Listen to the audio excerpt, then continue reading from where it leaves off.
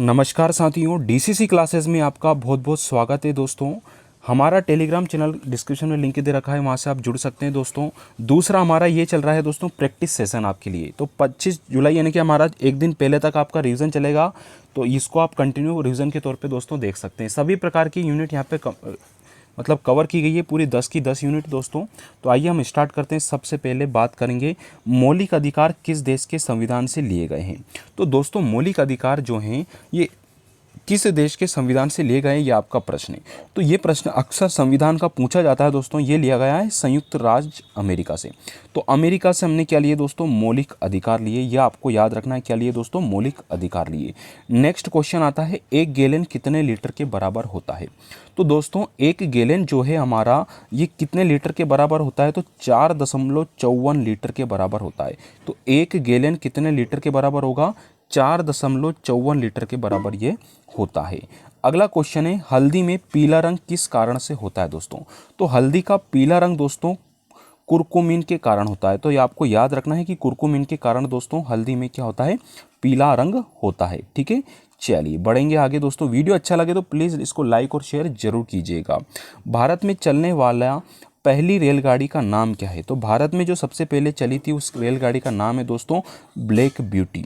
तो ब्यूटी नाम से आप याद रख सकते हैं, पहली रेलगाड़ी चली थी दोस्तों भारत में। नेक्स्ट है, सबसे पहला नाभिकीय रिएक्टर किसने बनाया था। तो सबसे पहला जो नाभिकीय रिएक्टर बनाया था दोस्तों, ये फर्मी के द्वारा बनाया था। तो एनरिको फर्मी का नाम आपको याद रखना है। एनरिको फर्मी ने दोस्तों सबसे पहला नाभिकीय रिएक्टर बनाया था। अगला क्वेश्चन है हमारा, मानव रक्त का पीएच मान दोस्तों कितना होता है हमारा। तो मानव रक्त का जो पीएच मान होता है साथियों, ये होता है 7.4। ये आपको याद रखना है कि मानव रक्त का पीएच मान 7.4 होता है। और दोस्तों मानव में जीव में जो गुणसूत्र होते हैं वो कितने जोड़ी होते हैं, 46। ये आपको ये भी यहाँ पे याद रखना है। और सबसे ज़्यादा जो होते हैं दोस्तों वो होते हैं टेरिडोफाइटस में। किस में होते हैं, टेरिडोफाइटस में होते हैं। लगभग 1300 से लेके इसमें 1600 के बीच में होते हैं। तो ये भी आपको थोड़ा सा ध्यान रखना है। ठीक है, चलिए अगला क्वेश्चन है, नींद का अध्ययन क्या कहलाता है। तो नींद का अध्ययन दोस्तों हमारा सबसे प्यारा क्वेश्चन, नींद का अध्ययन क्या कहलाएगा। तो नींद का जो अध्ययन है दोस्तों हिप्नोलॉजी कहलाएगा। ठीक है, हिप्नोलॉजी नींद का अध्ययन कहलाएगा, हिप्नोलॉजी। ठीक है, ये आपको याद रखना है, नींद का अध्ययन। ठीक है, चलिए आगे, प्रथम वित्त आयोग के अध्यक्ष किसे बनाया गया था। तो प्रथम वित्त आयोग के जो अध्यक्ष थे दोस्तों ये कौन थे, तो याद रखना इनका नाम दोस्तों केसी नियोगी। केसी नियोगी दोस्तों प्रथम वित्त आयोग के अध्यक्ष थे। ये आपको याद रखना है, क्योंकि ये एग्जाम, ये दोस्तों क्वेश्चन पक्का आना इस टाइप का है ना। आयोग से रिलेटेड क्वेश्चन तो इसके बनने वाले हैं। नेक्स्ट क्वेश्चन है, कर मत दो किनका कथन था। तो कर मत दो दोस्तों ये सरदार वल्लभ भाई पटेल का था। ठीक है, तो याद रखना सरदार पटेल का कथन था, कर मत दो दोस्तों। नेक्स्ट है, इंडियन मिलिट्री अकादमी कहाँ अवस्थित है। इंडियन मिलिट्री अकादमी जो स्थित है ना दोस्तों, ये देहरादून में। कहाँ है दोस्तों, देहरादून में। तो इंडियन मिलिट्री अकादमी दोस्तों, वेरी इंपॉर्टेंट क्वेश्चन, देहरादून में स्थित है। किनकी समाधि स्थल को वीर भूमि के नाम से जानते हैं। तो वीर भूमि के नाम से दोस्तों हम जानते हैं राजीव गांधी। किसको जानते हैं दोस्तों, राजीव गांधी, यानी कि जो है ना, ये आपको याद रखना है, इनकी समाधि स्थल को बोलते हैं। अगला है, चावल का प्राचीन नाम क्या है। तो चावल का जो प्राचीन नाम है दोस्तों ये हो जाएगा आपका व्रही। चावल का प्राचीन नाम था व्रही। व्रही चावल उगेगा, तो याद रखना व्रही चावल का प्राचीन नाम था। फिर ये दिल्ली पर आक्रमण करने वाला प्रथम मराठा कौन थे। तो दिल्ली पर सबसे पहले जो आक्रमण किया था बाजीराव प्रथम, है ना, ये नाम तो बिल्कुल याद होना चाहिए। दिल्ली पर आक्रमण करने वाले प्रथम मराठा थे बाजीराव प्रथम। नेक्स्ट है, आसियान का मुख्यालय, संगठन पक्का आना है दोस्तों। तो आसियान का जो मुख्यालय है, सिंपल सा एक प्रश्न है दोस्तों, याद रखना जितने भी आपके संगठन हैं उनके हेडक्वार्टर आपको याद करके जाना है, इनकी स्थापना कब हुई थी। तो दोस्तों बात करते हैं, आसियान का जो मुख्यालय है वो हो जाएगा जकार्ता। इंडोनेशिया की राजधानी जकार्ता दोस्तों आसियान का मुख्यालय स्थित है। अगला है, क्वाशियरकर रोग दोस्तों किसकी कमी से होता है।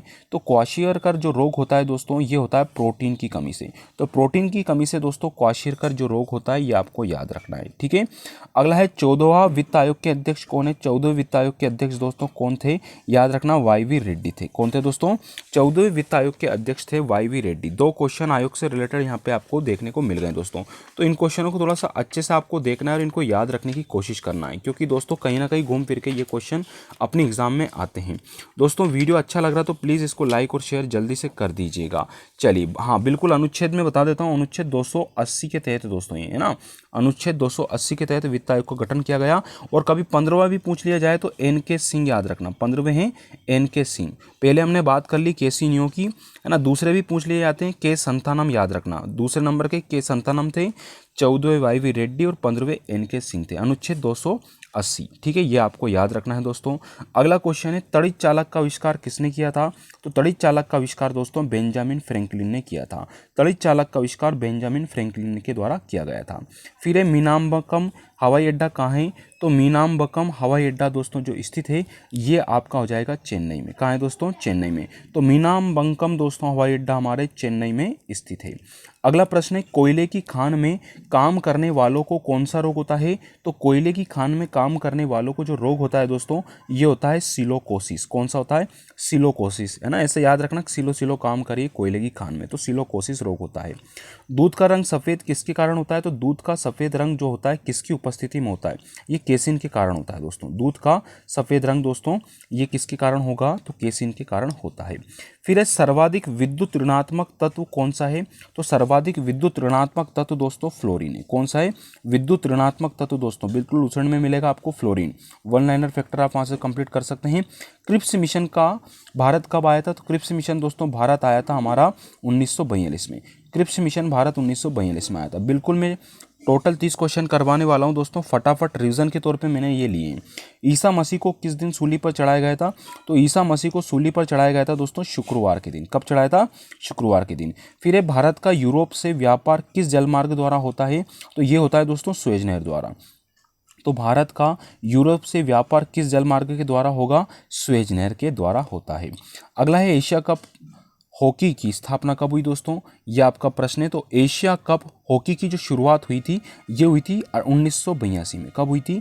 1982 में एशिया कप हॉकी की स्थापना हुई थी। फिर उत्तर पश्चिम रेलवे का मुख्यालय कहाँ है? तो ये जितने भी रेलवे है ना दोस्तों सारे के सारे जोन आपको कंप्लीट करके जाना है, ठीक है।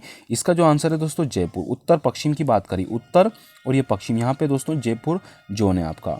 अगला है, द्वितीय विश्व युद्ध के समय ब्रिटेन के प्रधानमंत्री, वेरी गुड दोस्तों, यह है विंस्टन चर्चिल। कौन है? द्वितीय विश्व युद्ध के समय ब्रिटेन के जो पीएम थे वो चर्चिल में थे, विंस्टन चर्चिल, याद रखना। अगला है, लुधियाना किस नदी के तट पर है?